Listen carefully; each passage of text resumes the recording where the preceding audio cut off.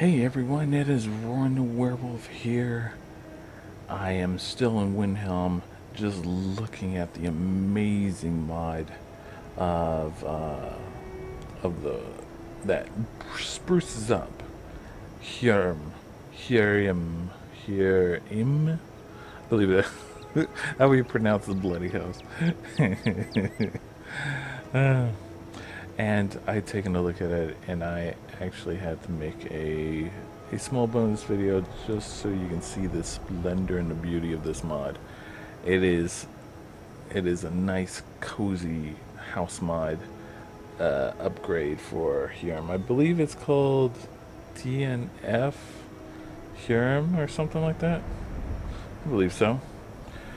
Outside, the appearance looks spruced up because of two Windhelm Cities mods.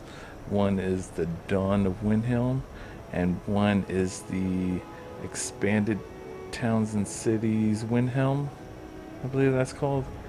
A lot of plants and a lot of flora, but little items tend to linger here and there if you look real closely at it. There's not much really going on outside of Hjerim other than this nice little table right here. There's nothing in the back that we concern ourselves with. But inside, it is a much different story. It looks fantastic. As you can see when walking in the door, the atmosphere is totally changed than what you would normally see with your just basic in-game Hjerim. As you can see, Janessa and Zaliena have made themselves comfortable while here in my new house. Let's take a look at some of the tiny features that we have here. This area right here is for the Thane, I believe. I have yet to become Thane of Windhelm, which I probably won't until after the Civil War. And we have ourselves the children's room, which is warm and cozy. They have their own little tiny fireplace. That is cool. That is so cool. Nice little desk. Yeah, I'm probably gonna have.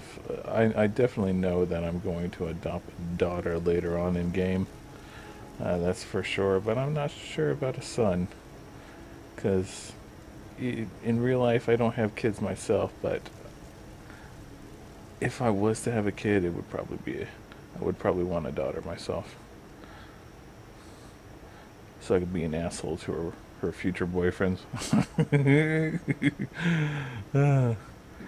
The dining area has its own little bar, and it's so much little stuff has been added to spruce up the appearance of it. I am not going to touch any of this food. I'm not gonna. I'm just trying. I'm going to keep almost everything the way it is right now because it looks too great. Because there's no way I'd be able to.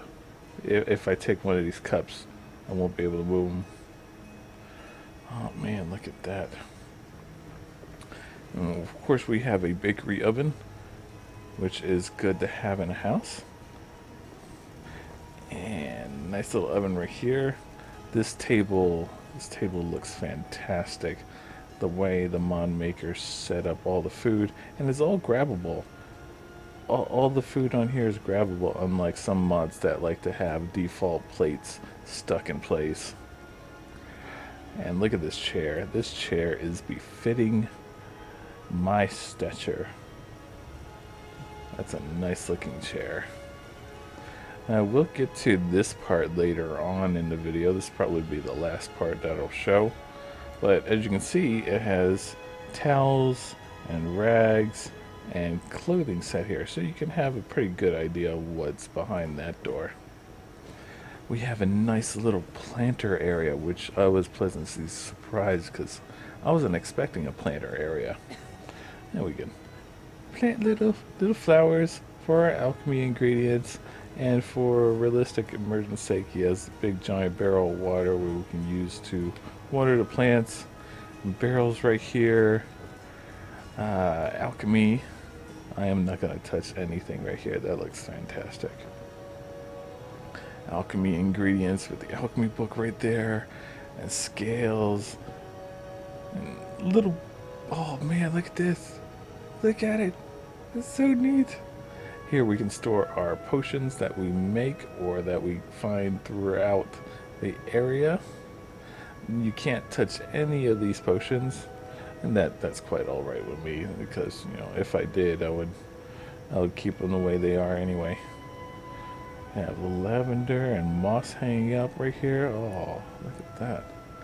And I'm probably going to store my alchemy ingredients right at this bowl if I end up actually using this house to stay in.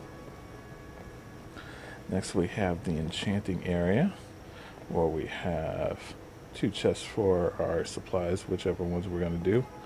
I really like this effect. The chains that are hooked up to weapon plaques, I really like the appearance of that. And we have another book, all situated for enchanting. And this is probably, if I was to stay here, I would put my enchanted gear for smithing and alchemy to make it more powerful. Nice little cupboard right here. This was the area that had that murder scene basically in, and we can actually, oh, we could close it. Holy crap. But he converted it into a smithing area, which of course I was expecting, because most of these house mods add smithing areas. And it's not too bad looking. Look at this. Everything's set up so nicely. Everything's not clumped up. Look at the ores on that bucket. It's so cool. We have a smelter right here, and this little pipe make it a little bit more immersive. Oh man, this is amazing. This mod is amazing. And I have yet to show you upstairs. Alright.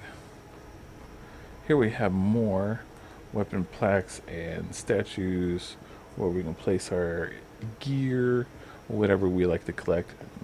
He continuously adds these chain weapon plaques, which is, yeah, I gotta say, the best tiny feature in the game in this area. And we got a weapon rack right here, and another one right there. And we have trophy stands. Small trophy stand, large trophy stand, and another small one. And we also have 2 over there as well. 2 trophy stands. Let's take a look at this bookshelf. It's kind of neat. I do like the open feeling of this bookshelf. You can add all kinds of stuff. You could probably even put little trinkets on here if you're careful enough.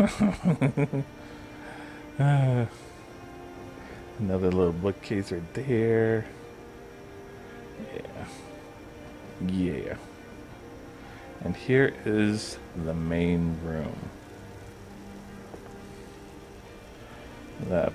Those books are unable to be moved, but that's quite alright.